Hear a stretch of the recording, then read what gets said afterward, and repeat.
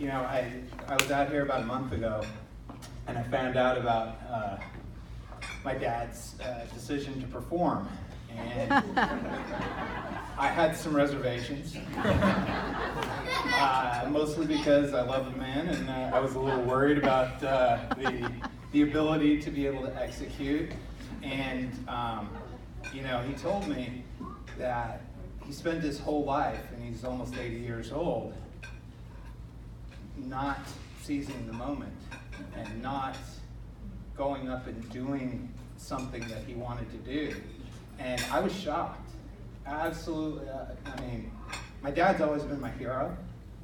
And to hear him say that there was something that he was afraid to do his entire life,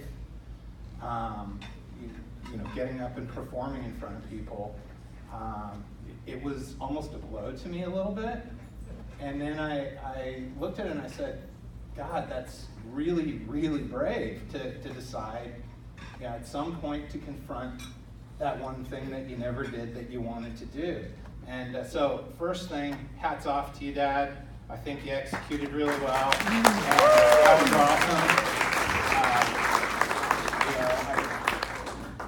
I've always told people that we're not a family of singers, we're a family of performers. And it turns out we got at least one singer in our midst, other than Blake and Taylor, who are magnificent singers. I've seen them sing, they're great, but the rest of us are kind of choking beans. Anyway, Rick told a little bit about the background. For me, I try to tell people what motivates me is when I was a kid, we went back to Minnesota and we saw where our father lived. And our father lived in, it could only be described as a tenement when he was growing up. They had, I don't know, what was it? You had 8 brothers and sisters or 7 brothers and sisters, right?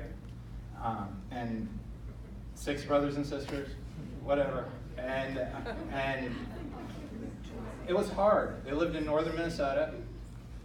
His father was a farmer, a tenant farmer, didn't own his own land. And I think of how blessed we were, number one, that our father worked his way out of really humble beginnings to make something of himself, and then expected, that much more of us. And it was those expectations that helped drive us and have allowed us to make good lives for ourselves and our families and our kids as well. The other thing was, having grown up in the Midwest, there were certain ethics and morals and values that I think, I'm deeply blessed that he passed through us. Be kind to people, be nice to people, be genuine, at all times. My dad's always done that, always been a really good example for us.